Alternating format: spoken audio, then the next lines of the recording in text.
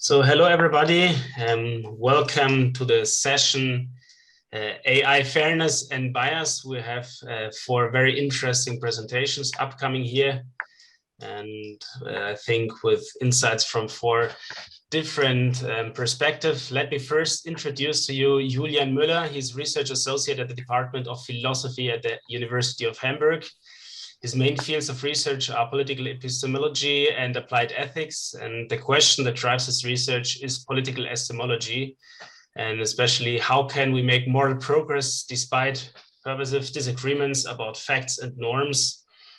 And on that, he has published many articles on, for instance, migration ethics. That's a paper that I read that I think was very interesting also for during our PhD. We used it actually very often for, let's say, methodological reasons, and out on autonomous vehicles and business ethics in general. You'll right now speak about fairness versus accuracy in AI decision-making. Julian, please go ahead. Thank you very much. I will try to share my screen. Should work. So let me see. Okay. Thank you very much for these kind words, Rafael. My talk is titled Robo-Judges, Accuracy versus Fairness. And the leading question of this talk is, under what conditions may autonomous decision-making processes justifiably assume important tasks in the public sphere? I would like to discuss this issue using robo-judges as a case study. In particular, I would like to address the tension between accuracy and fairness. And first, I would like to illustrate this tension with an example. And the example is inspired by the current debate about the legal and moral admissibility of Compass. So Compass is a software that makes predictions about the likelihood that a person will reoffend. The software is already in use in many US states and has recently come under criticism because, according to its critics, it discriminates against African Americans. So let me give you an example to illuminate the fundamental tension between accuracy and fairness that I want to illuminate in this talk. Now, suppose a human criminal court makes a correct decision 60% of the time, both when whites and African Americans are involved. Then the average accuracy, this is like this field on the top, on the bottom, is 60%. In this case, we would conclude that the court is fair because it has the same accuracy, both with regards to whites and Afro-Americans. So on the top, you have like the human judge, that's HJ, and RJ is for robo-judge. Now let's imagine that this court is replaced by a robo-judge, and further assume that the robo-judge comes to a correct decision 72% of the time when whites are involved, but only 58% of the time when African Americans are involved. In this case, we have an average gain in accuracy from 60% to 65%, but a loss in fairness. This numerical example illustrates that fairness and accuracy considerations can conflict, as in the Compass case. But how should we deal with this tension from an ethical perspective? So this is my main question. On the one hand, we want judicial decisions to be fair. On the other hand, however, it is also of central importance to us that courts blunder as rarely as possible. Because when courts blunder, it means that criminals are acquitted and the blameless are found guilty. Fairness and accuracy are therefore core values of jurisprudence. So the question remains, which value should we give preference to when the two values conflict? Which value is more important, accuracy or fairness?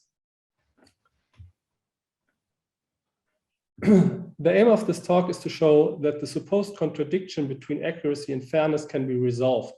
namely by understanding the conflict as a distribution theoretical problem about gains in accuracy. The structure of the talk is as follows.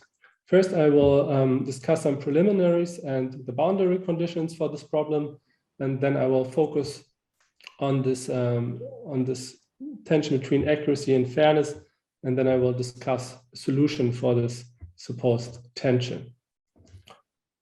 Now, first of all, what are algorithms? An algorithm is a formal sequence of a logical operation that guides a computer step by step to undertake certain operations. And an autonomous decision processes are automated decision processes that arrive at certain decisions without human intervention. Then let me say what I mean by accuracy to begin with. So accuracy is a degree of agreement between an actual state and a target state, and a gain in accuracy then results from minimizing the actual and the target state. Here's a visual example. So imagine we have a pool player, and the pool player tries to throw the ball such that it hits this red little ball, and assume that the gray ball was the first one he threw, and then the second one is the green one. Then we can say, well, the green one is an example in gaining or an increase in accuracy because it's closer to the red ball. Okay, now how does that relate to robo-judges? So the goal of the robo-judge is to make accurate decisions. The accuracy standard, so the red ball, is given by the law. Robo-judges that make more accurate judgments than humans achieve accuracy gains over their human competitors. Now I would like to say something briefly about the ethical boundary conditions that apply to this question that I posed earlier. These questions, if we want to narrow it down, is this again, just a quick reminder, under what conditions would the use of robo-judges be justified in the public sphere? And now I just want to list some boundary conditions that need to be satisfied. So first I would like to mention here some ethical boundary conditions on which there is widespread agreement in the literature. So first of all, there is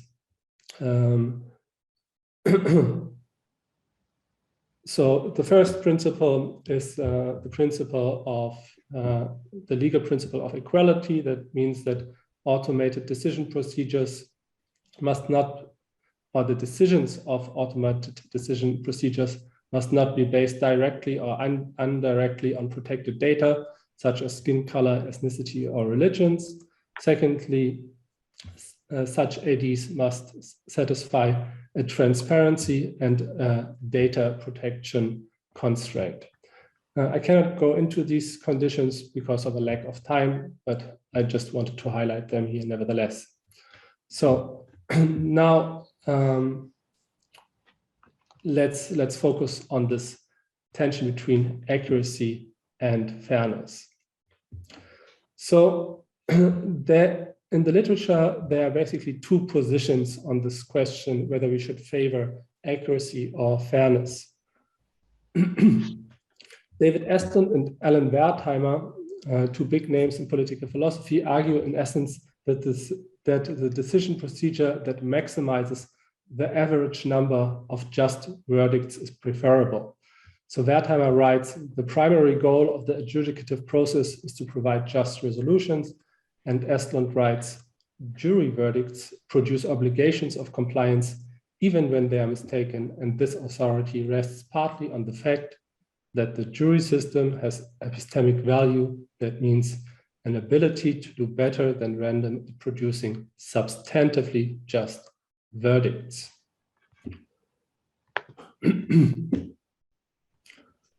Thus, if Estlund and Wertheimer are right, we should prefer a robo-judge to a human one if it produces more accurate decisions on average and if the aforementioned boundary conditions are met. However, the problem with their position is this. namely that accuracy gains are in principle compatible with large fairness losses. Again, let's imagine we were living in HJ and it was up for debate whether RJ should be introduced. According to Estlund and Wertheimer, RJ would have to be introduced. However, this clearly contradicts our sense of justice and would therefore hardly meet with general approval. The problem with Wertheimer and Estlund is, and that's just an aside, that they implicitly assume that gains in accuracy always benefit everyone. But as this example shows, this needs not, doesn't need to be the case, basically. Now, so this was the advocates of accuracy, but conversely, there's a discourse among legal scholars that gives primacy to fairness considerations. The underlying fairness principle can be articulated as follows. So AD decisions and predictions must be equally accurate with respect to the relevant groups. In the literature, this is often named the no disparate impact clause. In the debate about compass, however, the question of how desirable it is to give such great weight to fairness in the first place is completely ignored. And I listened to like a lot of talks yesterday and today, and I always feel that, you know, everybody talks about fairness, but fairness is not everything.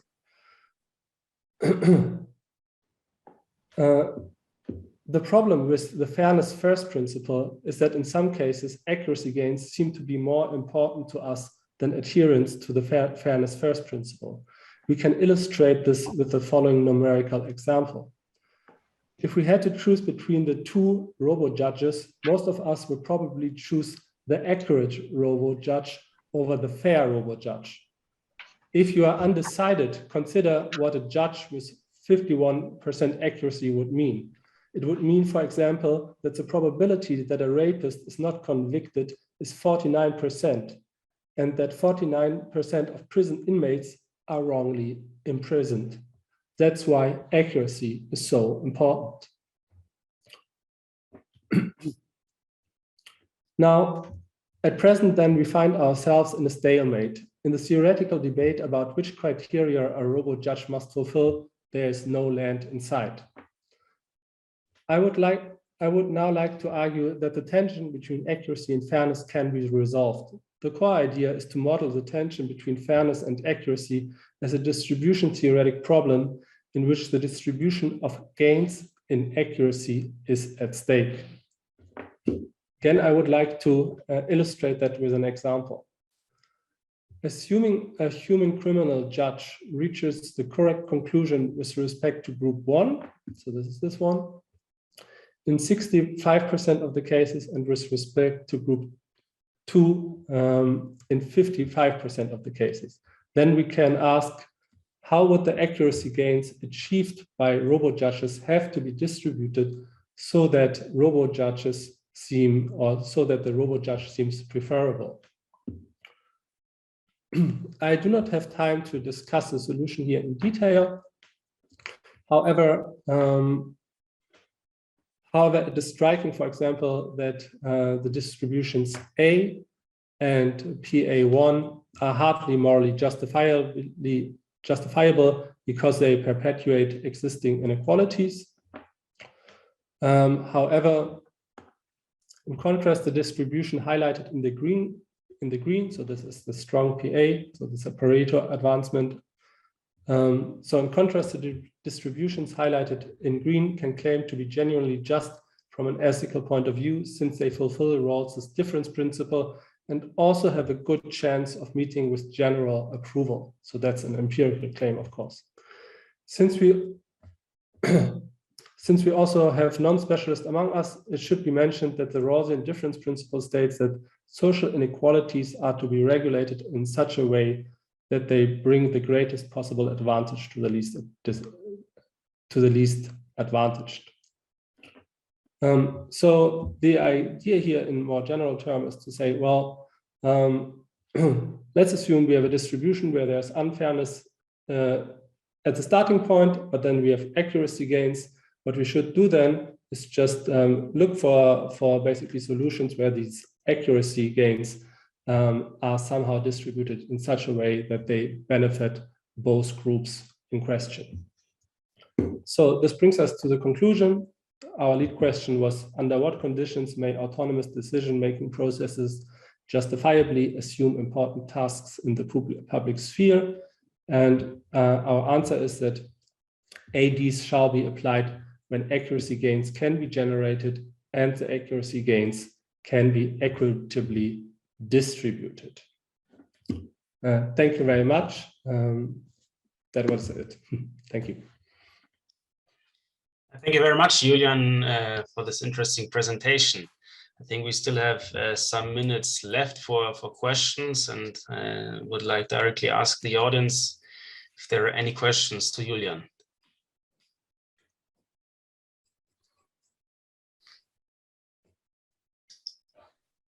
Yes, please go ahead. Thank you. Thank you, Julian, for the interesting presentation.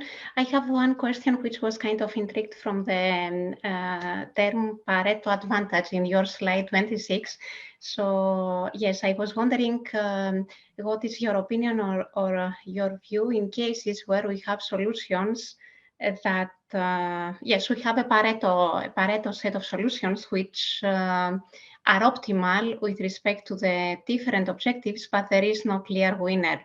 Does this imply that all solutions are acceptable? So how would you select one solution out of the set of optimal solutions? And to understand correctly that you suggest a multi-objective somehow tackling of the problem where you have different objectives, fairness, and predictive performance, so accuracy in your case, and then you look for a set of solutions that perform best with respect to the different objectives?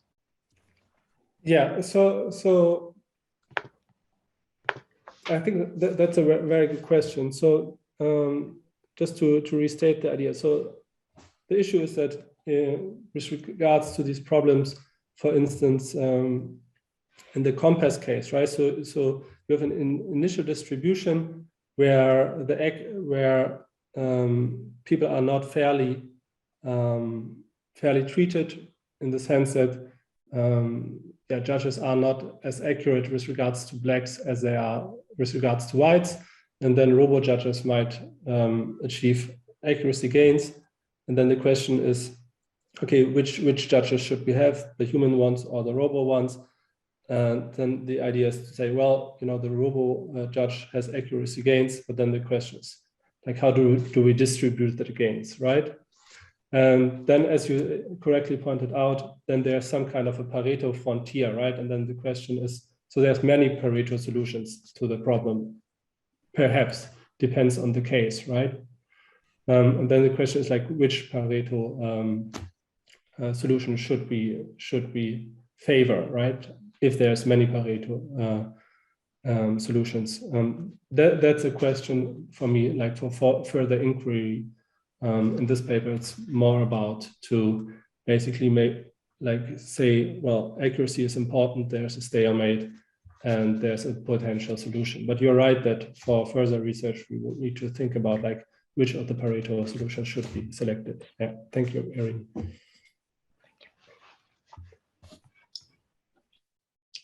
Further questions?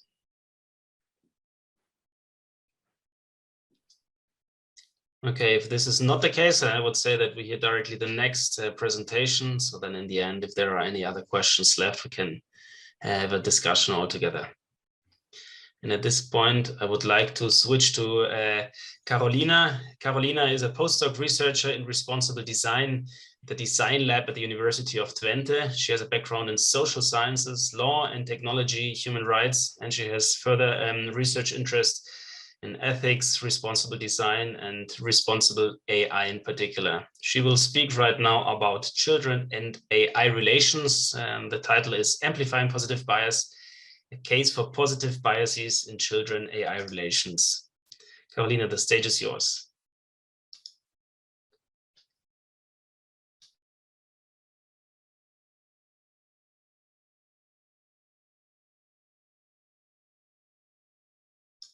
You're still muted.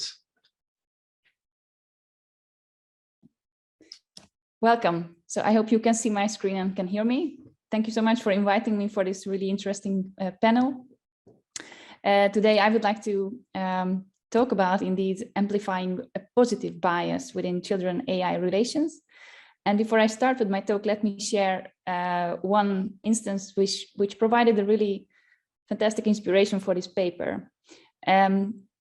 Actually, I walked home through the forest with one of our children and my son, and he told me, "Mom, how wonderful would it be if we could design a device that can capture the thoughts of trees, because we make decisions about them, but we don't know what they think."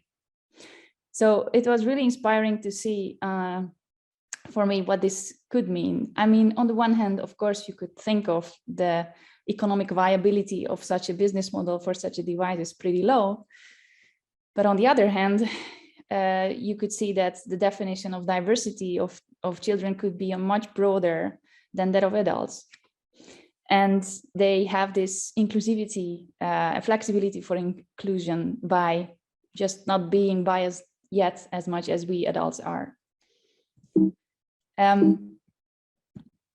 So the outline, why distinct among biases in children-AI interactions, and I would like to give also a definition of AI and regarding why human-centered AI from the perspective of children is really crucial, and what are then the challenges to mitigate negative and amplify positive biases, and what are the opportunities to amplify positive biases.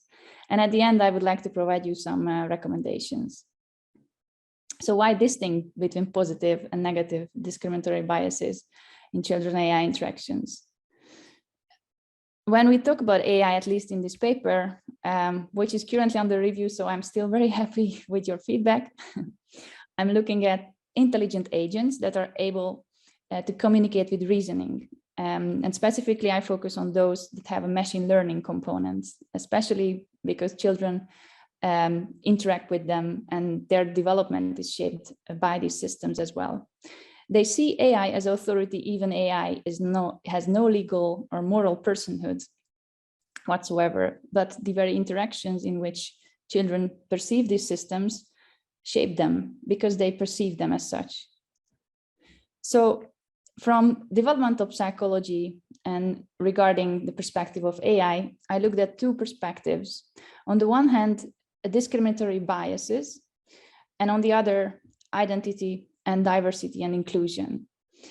Within psychological research, this has been demonstrated that discrimination has the most profound detrimental and mental health effects on children, which can have a really long-term, can lead to really long-term illnesses until their adulthood. On the other hand, developmental psychologists have also underlined that investing into identity development, diversity, and inclusive education facilitates children's growth and highly fosters their ability to be themselves inclusive as adults. In my view, in AI ethics and responsible AI, this has been insufficiently accounted for. Yet, especially from the perspective of children, such accounting would be crucial for a human-centered AI development.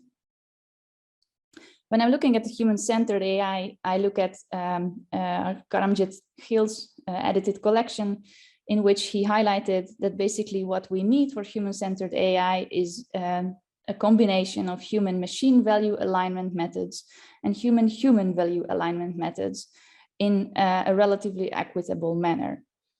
So in my paper, I underlined that one of the perspectives why we see prevalence of looking at bias as being negative is potentially related to a larger emphasis on the human machine instead of on the human-human value alignments.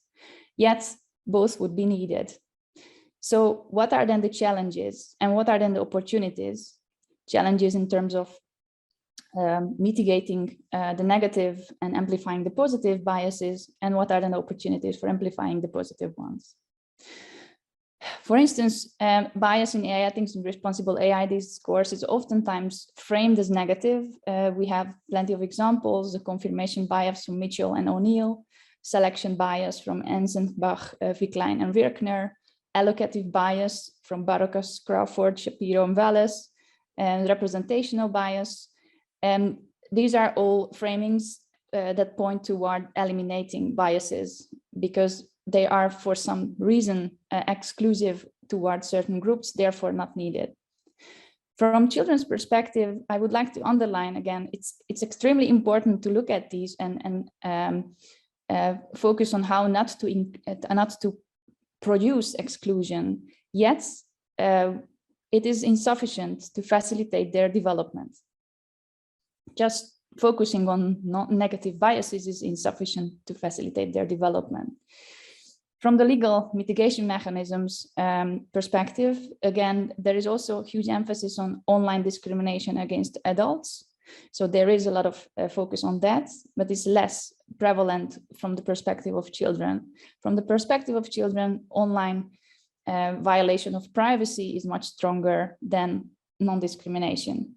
We see court cases much more on the online privacy violations towards children than on their non-discrimination. So the other aspect, what I just would like to point towards is the upcoming European AI Act, which is extremely important and very good that we have it already, at least in such shape and form.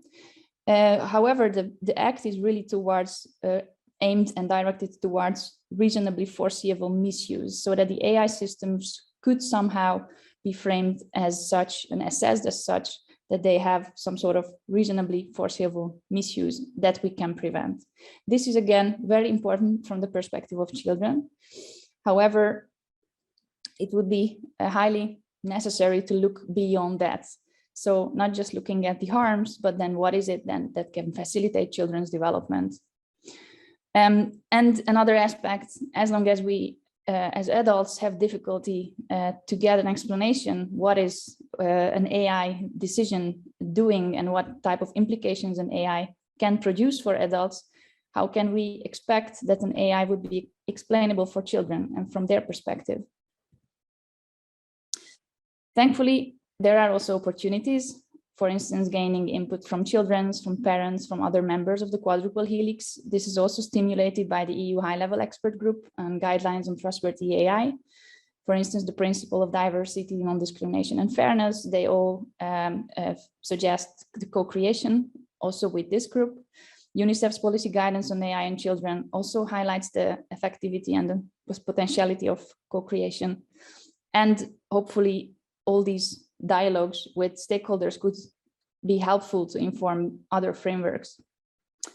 So to conclude, some recommendations, In my paper, I conclude with what we would need is open educational and co-creational spaces.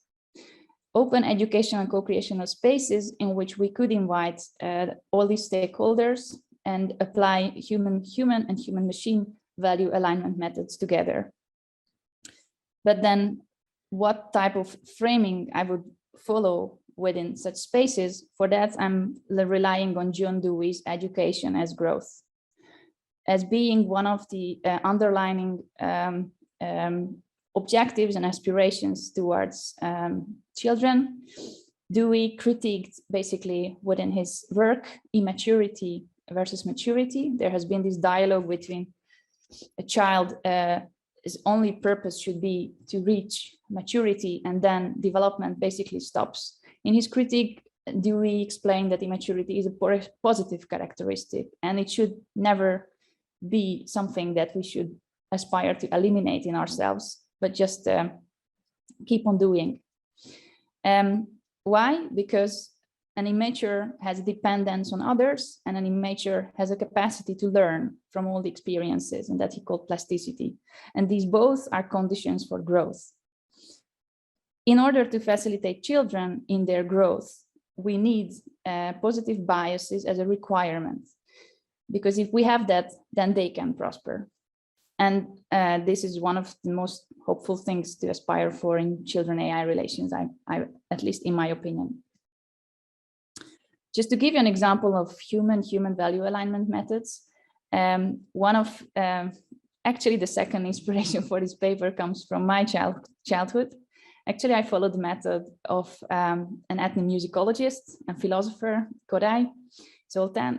He was a composer and developer of music education in Hungary, but his focus was on how to make the debate that is really centered for a small group of experts, musicians, to broaden it in society and start it even earlier. And this provided me an inspiration for, I think the same is true for AI ethics and responsible AI in our current times. So public debate and as broad as possible and as early as possible. Regarding human-machine value alignment methods, one of the guidance ethics approaches, at least that's one of the methods which has been developed within Design Lab by Peter Paul Verbeek and Daniel Taing. They rely on the fact that basically we should look at technology in their societal context, but from the perspective of what is the problem these technologies we aim for needs to address.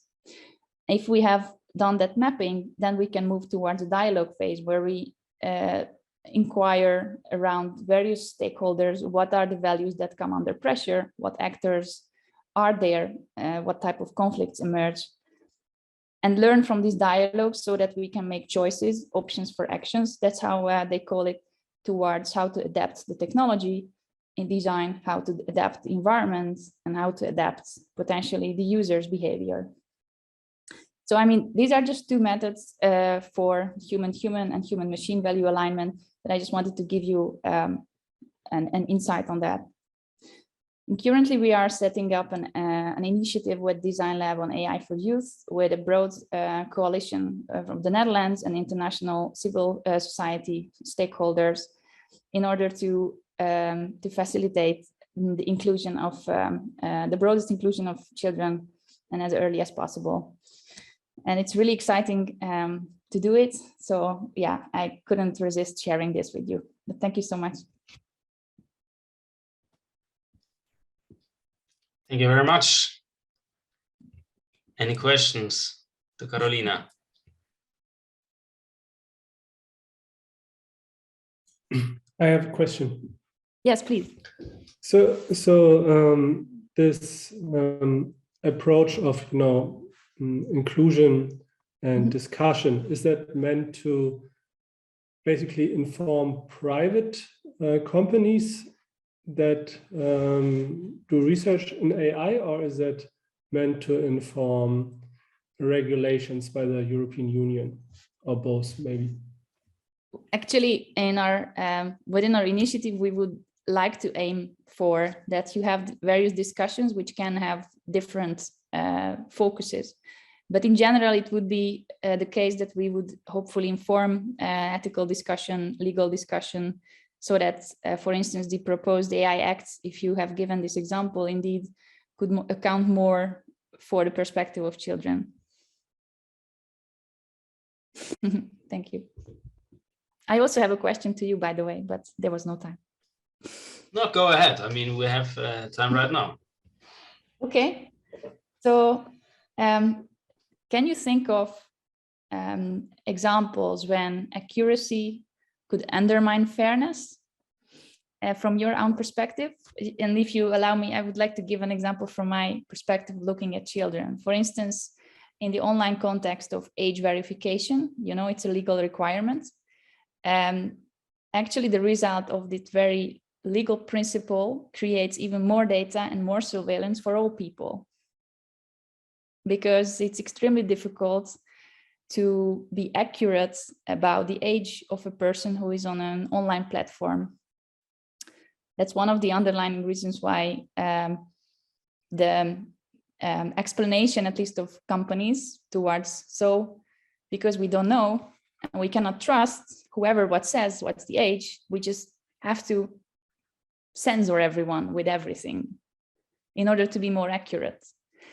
And at least in my view, this really leads towards even undermining fairness than facilitating, because you would be totally unfair for the rest of society. So from a Rawlsian perspective, actually you rather unfairly address a lot more in your aspiration to be fair towards one or two who you want to be certain about the age, for instance. Sorry, but that's just my inspiration from the kids' perspective. Interesting. What do you mean by fairness then in your example? Basically that you would, well, you would distribute a fair treatment towards others. You know, you just want to get that service, for instance, online, right? In order to be able to get the access to that service, you need to get an age verification. So that it's an accuracy problem, because we don't know, we need to address it, how to address it by more data and censoring everyone on a holistic scale. Interesting. Yes. I would need to think more about that, how this like maps, because in my example, so it was like, right, you had like black and whites, and then the question is, you have predictions about when will they reoffend, right? And the judgment error with regards to whites and blacks was different, right? So there's this unfairness in the sense that they're like, the prediction error is unequal. So fairness really means unequal prediction error. And then, you know, the question is, I mean, and then the question is, what happens if, you know, we can have judges who are like more accurate, right? So they are like more accurate about reoffending, but they are not similarly accurate, right, about both. So it's a very, it's more like a technical problem, but I think it's important because, and that's more the general sense picture, is that in the whole conference, everybody talks about fairness, but if you program an AI such that it says maximize fairness, then accuracy will go down, right? But accuracy is very important in so many, in so many domains, basically. Yeah. Definitely. Thank you so much. Thank you very much, Caroline, as well. Yeah, I see Matthias. Exactly. We have another question. Matthias. No, just directly to your question, Carolina, because just to understand, because you were saying you would have to censor everybody, but I mean, this doesn't account for the false positives, right? Because that wouldn't, I mean, if you just censored anyone, you would make a lot of mistakes, so it wouldn't lead to an improvement of accuracy, right? So you were just focusing on the false negatives, right? I totally agree with you. That was one of, I attended the panel last week at UNICEF Global Forum on AI and Children, and that was one of the very interesting discussions we ended up having. Like, obviously, you want to know indeed that you prevent children from looking at certain type of content or getting access to certain type of platforms. In order to do so, however, you need to censor everyone to figure out where is the kid. But at the, you know, but so there's this paradox. But generally, just denying the service wouldn't mean to increase accuracy, right? So no, exactly. Yeah. Thank you. Thank you, Matthias. Are there any other questions to Carolina? Otherwise, we would switch to the third presentation of Irene Intuzzi. She's currently an associate professor at the Faculty of Electrical Engineering and Computer Science at the Leibniz University of Hanover and member of the L3S Research Center. And her research lies in the fields of artificial intelligence and machine learning. Prior to joining the LUEH, she was a postdoctoral researcher in Munich at the LMU. And she will talk about fairness-aware learning with imbalanced data. Irene, the stage is yours.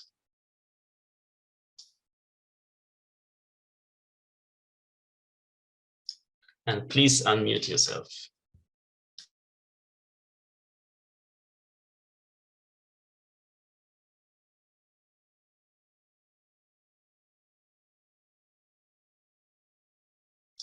Unfortunately, we still can't hear you.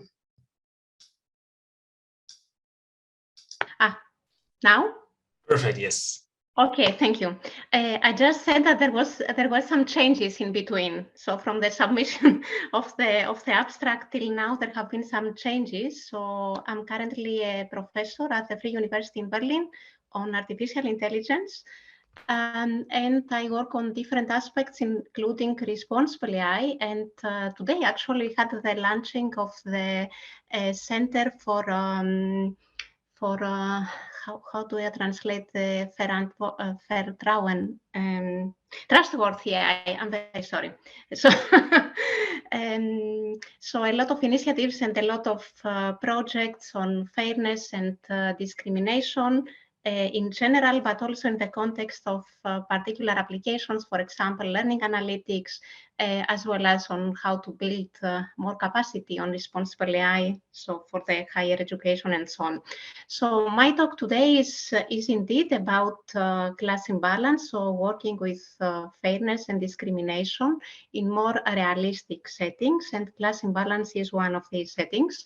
So I proceed directly with my talk, right? So I think we all agree that the domain of fairness-aware machine learning has achieved a lot of progress in such a short time. So I'm talking mainly from the computer science perspective. So it's a new discipline in computer science, although it's an old discipline in other, it's an old topic in other domains like philosophy, law, and so on. But for computer science, it's really a recent field. And despite the recency, there is a lot of work already done and a lot of multidisciplinary work. Of course, the complexity of the problems calls for multidisciplinary actions. And I think we have achieved many things already. For example, certain myths and misconceptions have been already debunked. For example, the myth of algorithmic objectivity. So it's clear that not only humans, but also data and algorithms are subjective, as well as the myth or misconception that all the problems related to bias and discrimination are due to the AI systems. It is clear that humans in the loop, so the society actually contributes to these problems, and the technology, of course, amplifies and creates new problems, but it's not the only responsible, let's say, for the problems of bias and discrimination. And we have also reached a common understanding with respect to several aspects. For example, that technical fixes are not sufficient. So it's clear we have to work more. And the technical expertise is not sufficient for the problems we try to solve. Also, that fairness depends on context. So what is fair in Germany, for example, is not fair everywhere, or what is fair today is was not fair always, right? So fairness depends on context and is a moving target. And that there is no single definition of fairness. So we have somehow to embrace the many different definitions of fairness. And at least in the computer science domain, there are at least 20 definitions of fairness, nicely summarized in this paper by Verma and Rubin.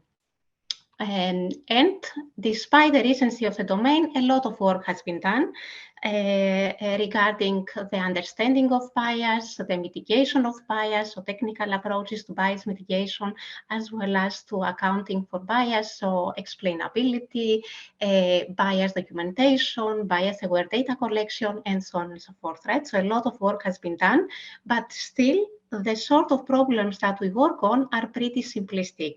So the typical fairness-aware learning setup is pretty simplistic. So typically the setup is as follows. We have a data set of instances drawn from this showing distribution of a non-protected attribute F, protected attributes S, and the class attribute Y. So this is an example of such a data set. I hope you can see my cursor. And usually we assume that the protected attribute denoted by S here is a single protected attribute, so just one attribute. And moreover, this is a binary attribute. So in case of gender, for example, it is male, female, or in case of race, it is white, non-white, and so on and so forth. Likewise, for the classification problem, we assume typically that this is a binary classification problem, so plus, minus, yes, no, accepted, rejected, and so on and so forth. And we also typically work with tabular data, so we assume a representation of the different instances of the different users in this fixed feature space. And the goal, of course, is to learn a fair model, so a mapping from the predictive space, from the FS space to the Y space, which achieves good predictive performance. So back to the previous talk, right? So traditional ML objective is good predictive performance, and moreover is fair with respect to some given fairness measure. And in the intersection of the class attribute and the protected attribute, using this intersection, we can define 4 groups of the protected positives, protected negatives, non-protected positives, and non-protected negatives. For example, females positive, females negative, assuming that female is the protected group in the case of gender. And there are already many fairness measures which have been actually become operational, let's say, for machine learning, right? So we need a way to measure fairness, and many different measures from other disciplines have been actually transferred to the machine learning domain.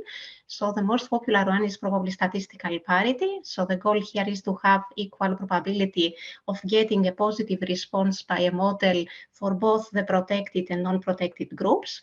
But there are also better measures, better in the sense that they do not focus only on the predictions, but also they take into account the ground truth, for example, the equal opportunity, where the goal is to have no difference in the predictions of the model, so in the errors of the model with respect to the different groups for the positive class or for both classes. So this is the disparate mistreatment. So in this case, we want the classifiers, so our model, to make similar errors for both protected and non-protected groups for both the positive and the negative class. So the goal actually is to have very low scores, so ideally zero mistreatment. So there are also a lot of assumptions and simplistic assumptions with respect to the evaluation setup. So the evaluation setup is typically what is called the batch evaluation setup. So we have a train, a validation, and a test set, and we assume that the data for the test set, they also follow the same distribution as the data that we use for training. So this is the stationarity assumption. And for the evaluation, we report on different measures. Regarding predictive performance, we typically report on accuracy, as mentioned already in the previous talks, and for fairness, we report on the fairness measure that was used for learning the fairness our machine learning model. And these assumptions are actually not very realistic. So, for example, starting with the first assumption that the protected attribute is binary. And I mentioned already the example of gender and race, but these attributes are actually non-binary. So gender is non-binary, race is non-binary, and in general, there are attributes which are much more complex than binary attributes. So we need more work in this direction. Another assumption is about the monodiscrimination. So typically you assume discrimination with respect to a single protected attribute, but in reality, we actually have discrimination due to many different attributes, due to many different reasons. So a multi-discrimination is actually the reality, and we need more work also in this direction. And also another simplification is that the class labels are trusted, so we assume that there is no veracity with respect to the class information, that they are correct, but in principle the class labels might be also biased. And of course, assuming that we have only tabular data is an oversimplification. In reality, we have more complex data, we have text, we have images, we have graphs, we have multimodal data, and so on and so forth. And the evaluation, of course, is very simplistic, and we need to work towards more long-term evaluation. So what is the impact of fairness-related interventions, fairness-aware learning in the long run? And in my talk, I want to focus on a particular simplification, which is regarding the class representation. So typically it is assumed that the data set is balanced, which means that if we have a binary classification problem, we assume that we have almost the same amount of positive and negative instances. So we have a balanced representation of the classes. But in our reality, actually, the data sets are not balanced, so they are imbalanced. And this is also the reality of the data sets, of the benchmark data sets for fairness. So here you see 4 different data sets, which are typically used for the evaluation of fairness-aware learning methods. And you see the class ratio, so positive versus negative, for the different data sets. For the adult, for example, this is 1:3, right? So positives versus negative instances ratio is 1:3. For the bank is 1 to almost 8. Compass is actually balanced, almost 1 to 1. And for the KDT, the imbalance is even more severe, 1 to 15. And so we have a class imbalance problem actually in fairness-aware learning. And moreover, this imbalance is more severe for the protected group. So back to the adult example, the class ratio, the overall class ratio is 1 to 3. Whereas for the female group, this is 1 to 8. And for the male group, this is 1 to 2, right? So the imbalance ratio is more severe for the protected group. And of course, this is a problem that we cannot ignore. But actually, this is a problem that gets pretty often unnoticed in the related work. So existing works mainly report on the overall accuracy. And we all know that if we have imbalance, the overall accuracy or the overall error rate is actually misleading. So it reflects the majority behavior rather than the behavior on the different classes.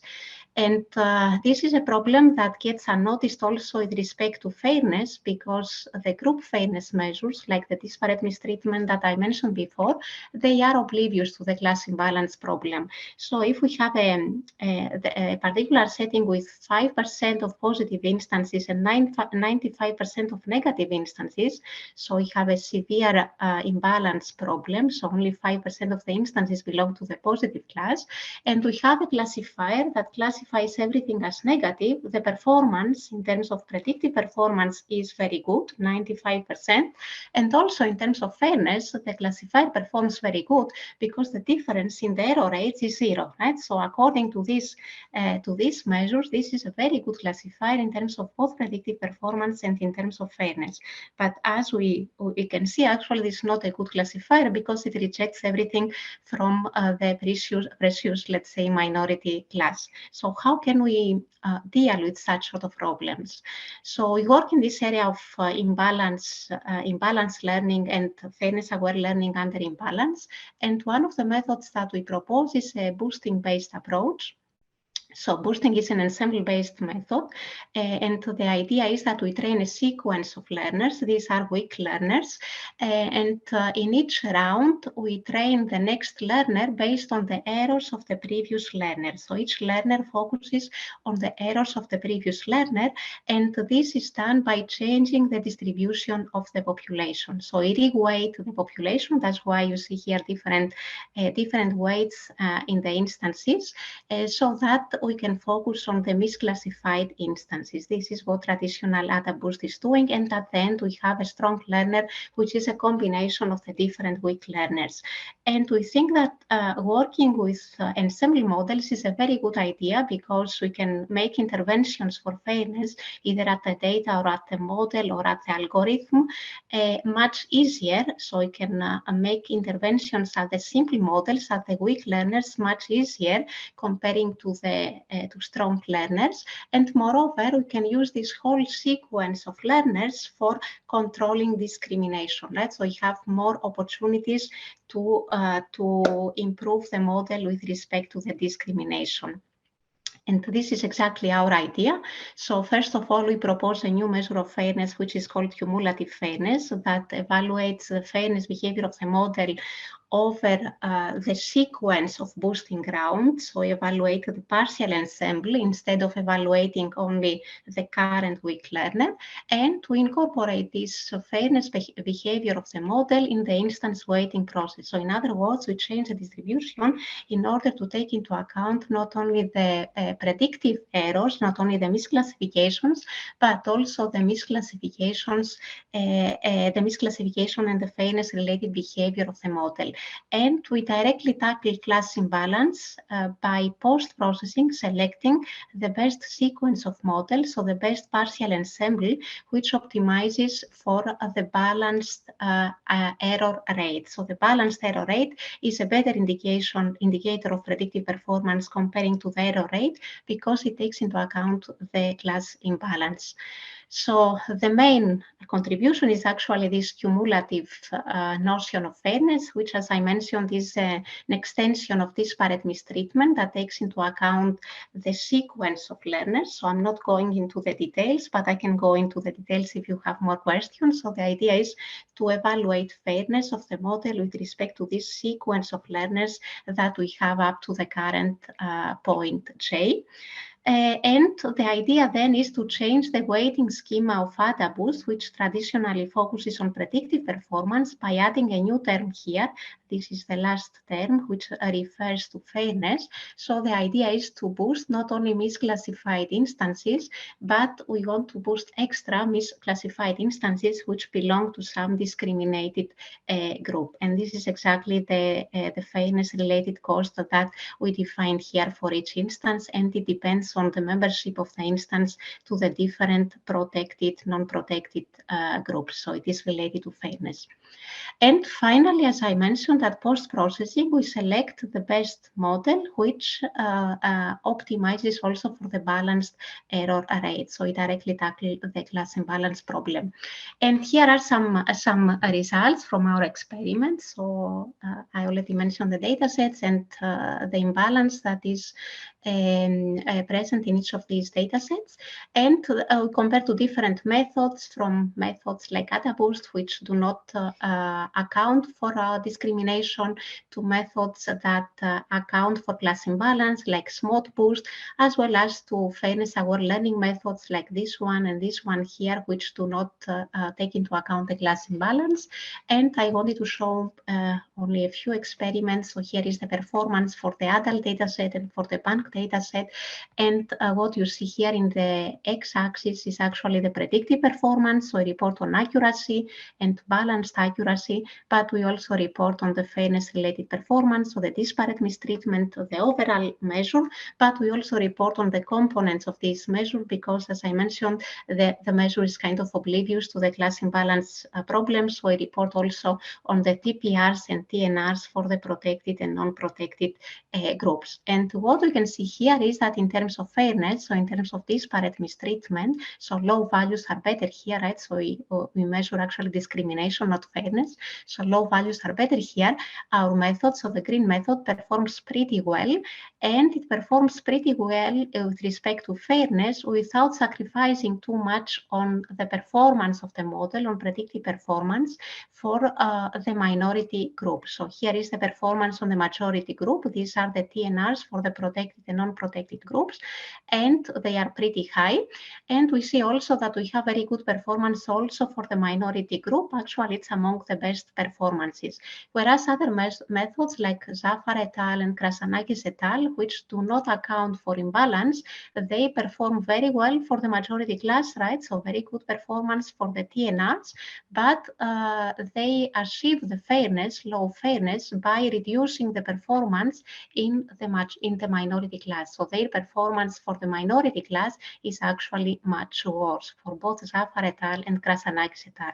And we see that this downgrade in the performance of the minority class is worse when the class imbalance becomes more severe, like in this case here, right? So the performance of the minority class for these methods that do not account for imbalance is really low, whereas our method manages actually to keep a good performance for both classes and also a good fairness performance. I hope I'm still on time, but I finished now, right? So I just wanted to wrap up. What I wanted to discuss in my talk is actually the simplistic assumptions of the current fairness-aware machine learning approaches, of the majority of the existing approaches, right, so to be more fair, and that we need more work and more approaches towards more realistic setups. For example, fairness-aware learning under class imbalance, for multi-discrimination cases, under class veracity, if we have uncertainty with respect to the labels, for different data modalities, so moving beyond tabular data, for other feature types, so moving beyond binary features, and so on and so forth. And of course, it's very important to rethink evaluation and long-term evaluation of fairness-aware learning approaches, right? So short-term evaluation in the testing set is not sufficient, because in the long long run, we don't really know how the interventions that these methods propose will affect the behavior of the system. So maybe in the long run, we do actually more harm than benefit. So this is something very important. And of course, we need better or more or a larger variety of data sets, right? So we need good benchmarks. And as an example, I would like to mention here the adult data set on which we also reported in this experiment. So this is a data set that we need to rethink the usage of this data set. So this is a nice paper actually that proposes to not use adult anymore, but rather other data sets. And of course, we need capacity, and I think I agree also with Carolina, right? So we need capacity from the very young age, from children, but also at the university. So it's clear that the education that we currently offer, which for a computer science department, for example, is mainly focusing on the technical skills, is not sufficient, right? So we need to understand ethics, we need to understand legal concepts, and so on. So we need really to rethink education and training and capacity building beyond to the technical skills. And to be clear here, I think technical skills are super important. So the same also goes for legal experts, for philosophers and so on, right? So they need to understand the basics of the technology.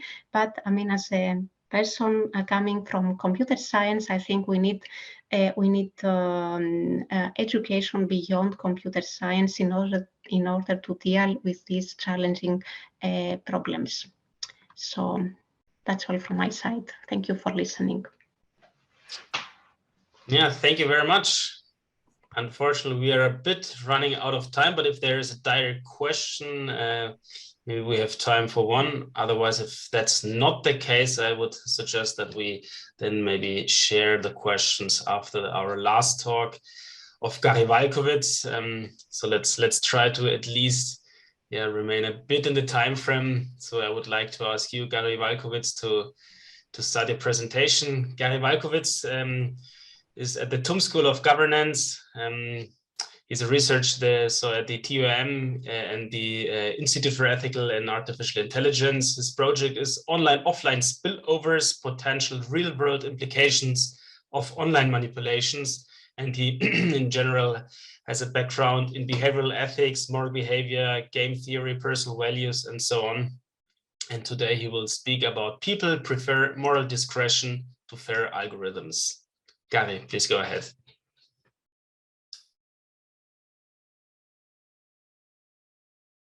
Now, can you hear me?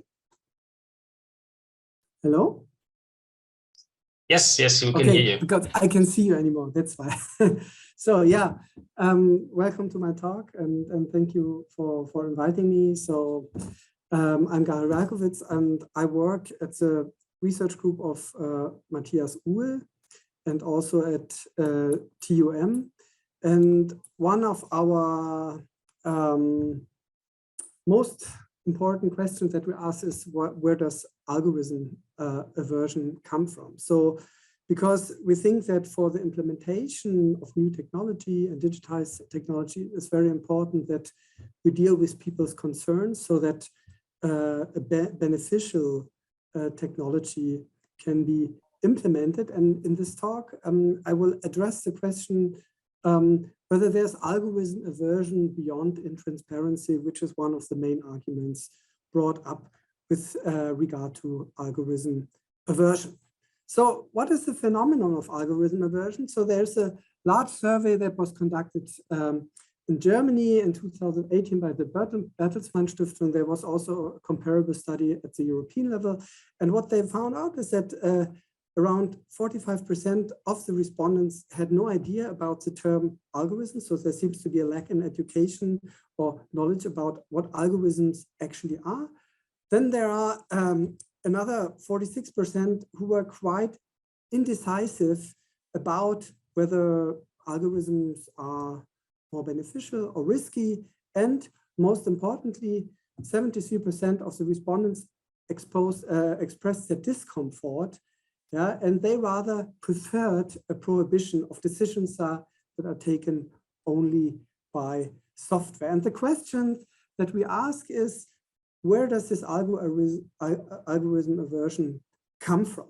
So there might be several reasons, yeah. So one reason typically brought up is that people are afraid of being left behind. So when they are placed by a machine, or if processes that have been done by humans previously are replaced by machine work, then is the fear of a so-called retribution gap. So if people experience or are affected by a decision by an algorithmic system that they perceive as unjust, it is very hard to find a responsible person or to attribute responsibility. I think of a pricing mechanism that is used by firms.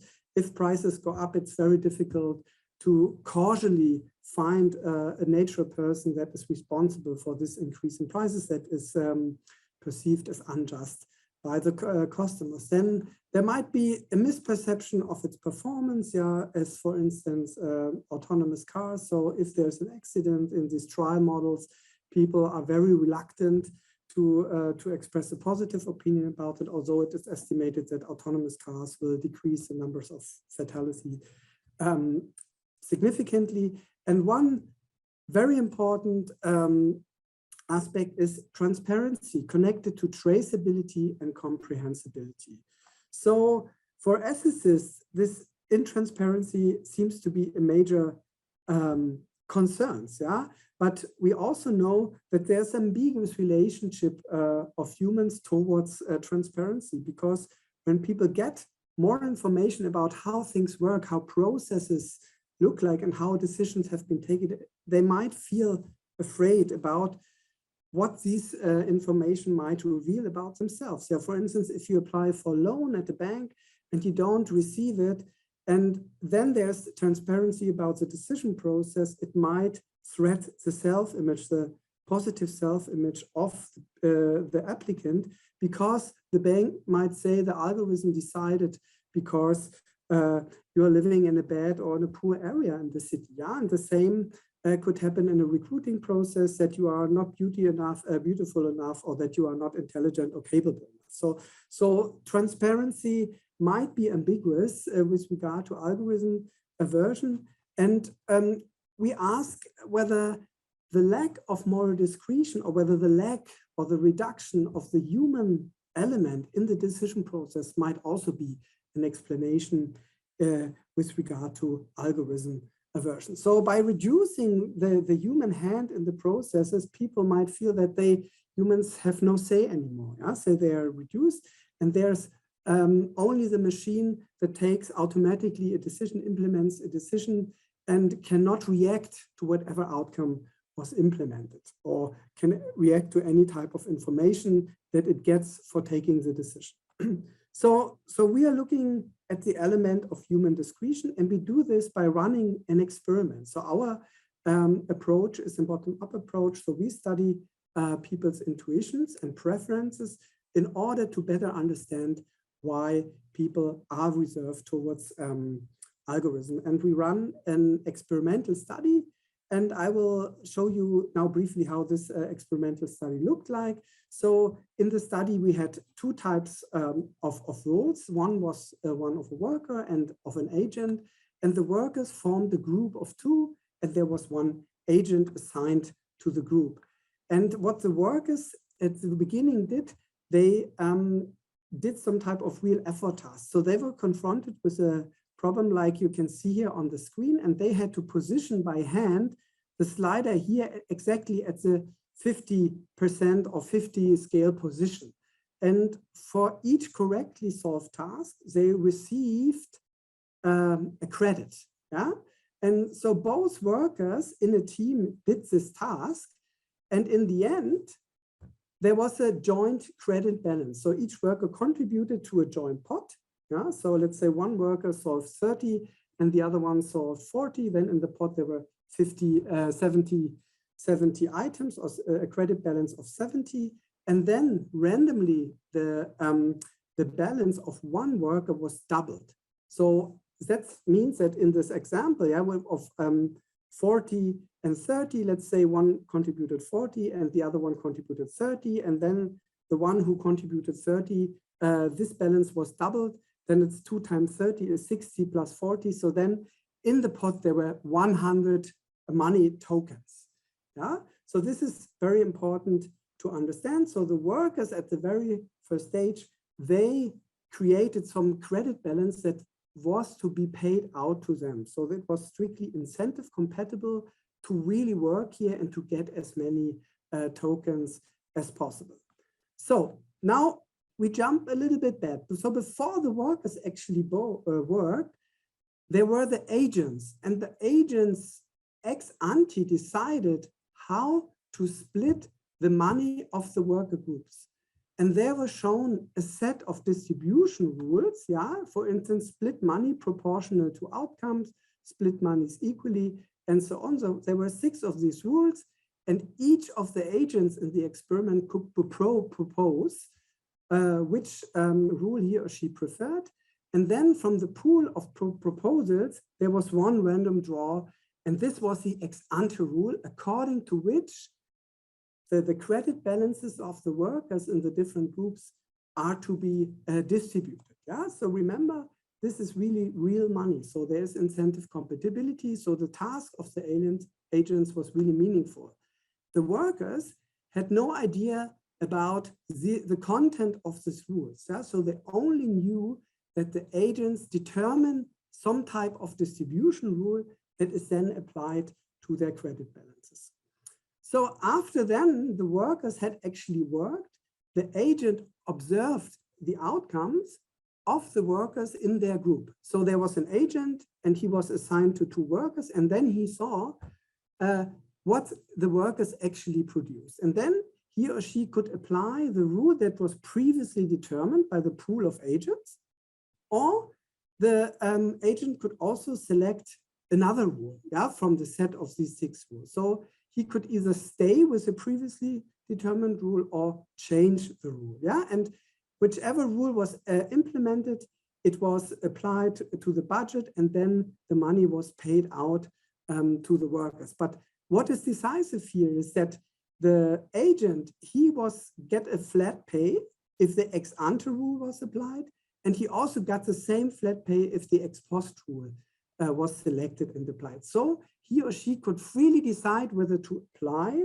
the ex ante determined rule or ex post change this rule at no cost. Yeah, so this is very important because this is the case of human discretion. So given what the agent sees about the workers, he can freely decide whether to change the rule or not.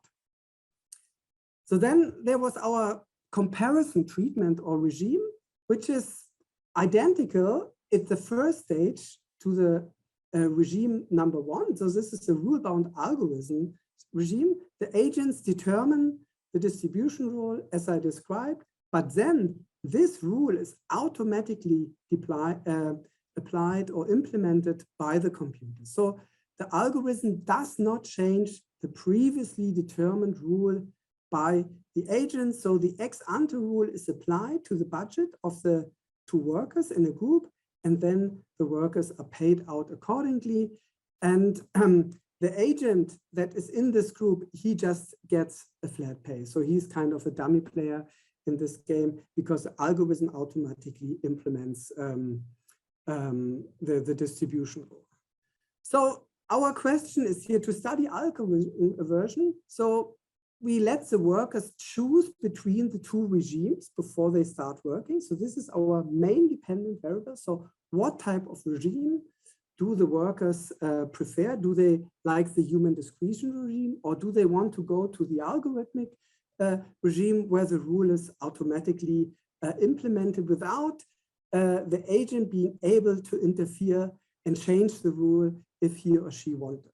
So in this regard, by choosing the regime, the workers expressed a preference over the procedure, not about the specific rule. Yeah, so it is important to know and understand that the workers remain completely ignorant about the ex ante rule, so they had no idea. And to make it also incentive compatible, of course, but this is just a minor detail, the workers had also to pay if they preferred a specific regime. And then the workers were matched to form actually the groups with another worker who had the same preference because they are affected by the same type of regimes. And if the workers didn't find a matching partner, they might end up with in a regime that they had not preferred before, but this did not actually happen in our experiment. So we answer the following question: does algorithm aversion exist for rule-bound algorithms that follow human rules? Yeah. Do the workers prefer autonomous humans over rule-bound algorithms? So these are the two regimes. And we let the workers, as I said, choose between these two regimes. And this is what we find. So in this first study, we find that most workers expressed a strict preference. Yeah. So here, this bar is the total amount or fraction of workers that had a clear preference for one of the two regimes. And what we see here is the majority of workers, 55%, chooses to get along with an autonomous human. Yeah, so only 80.3% chose the algorithm. So what we see here is a clear expression of algorithm aversion. Yeah, so we transferred this to a lab situation and replicated the notion of algorithm in the lab, algorithm aversion in the lab, and we wanted to know further what exactly do the test person miss in the algorithm? So why did they go for the human? Yeah. So do they appreciate that they were confronted with a human being that was of flesh and blood? Or was it more like an instrumental perspective? Yeah. Was it the fact that the human, after seeing the results of the workers, could change the ex ante determined decision rule to a new rule, depending maybe on what he or she thinks about the workers' offers and the outcomes. Yeah. So there might be an empathy by the agent that the workers anticipate and see whether they were lenient or not.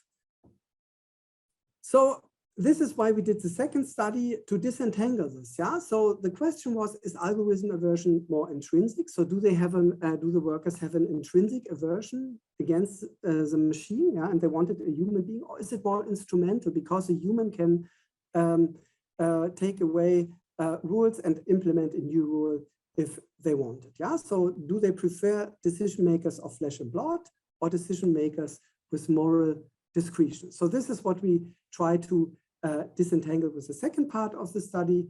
And therefore we implemented a third type of treatment, a third regime, which is otherwise identical to the first two treatments with regard to the rule selection at the first stage. But at the second stage, the human being, the agent, has again the discretion to apply an ex ante rule, to apply a new rule. But in this case, this is very, very costly for the human being. So when the human being actually changes the rule, he or she loses her or his entire monetary endowment. Yeah, and you compared this to some kind of bureaucrat who is confronted with certain cases on his deck, and then he or she has to stick to the rule. And if he changes the rules or he does not act according to a rule, this he or she might become problems. So in this regard, the algorithm treatment and this bureaucracy treatment are comparable, because it's very unlikely that in this case, the agents will actually change the ex ante determined rule, although it is not impossible that they do it.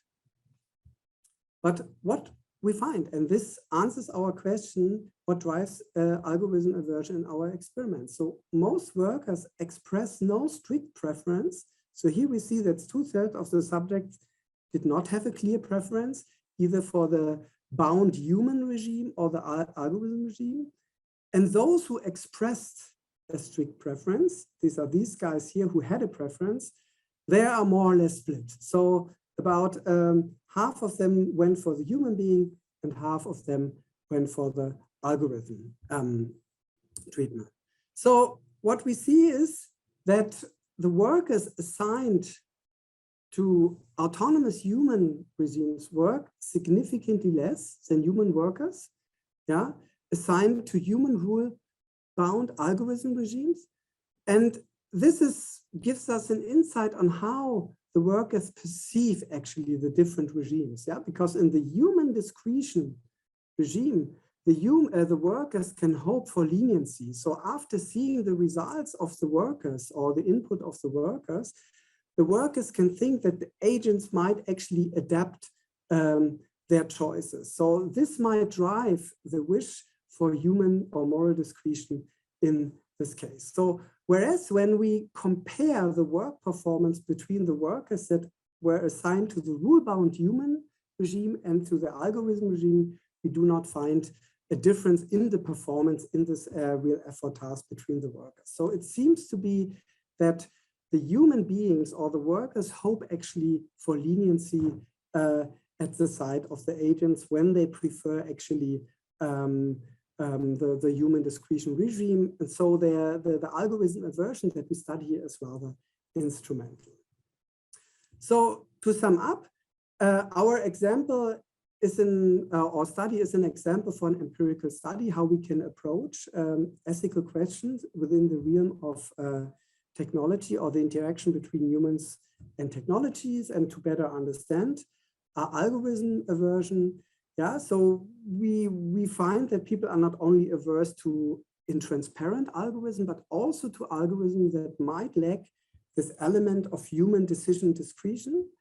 Yeah, so we seem to appreciate the moral autonomy of humans. Yeah, but what is disregarded here, and this is also relating to the other talk, what about the dark side of human decision making? Yeah, so in the discussion, we often speak about leniency. I also did this in this talk, but we also know that people suffer from a lot of social biases. So people discriminate, for instance. Yeah, so who says that if humans have the discretion to change the rule, they really express leniency, but why don't they discriminate? Yeah, in the favor of one of the person and the favor of themselves. Yeah, so. And the ultimate question is how we can implement this element of human discretion into machines. Yeah, so we simulate it by the machines showing some leniency or towards random people, randomly selected people, and to what extent. Thank you very much. Well, thank you very much, Gary.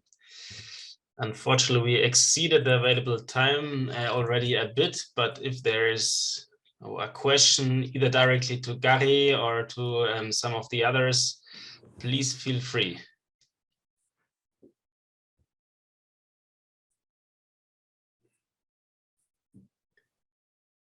No, if that's not the case, then yeah, I would close here. We do not exceed further. Thank you very much for these 4 interesting presentations. It was a pleasure, and take care.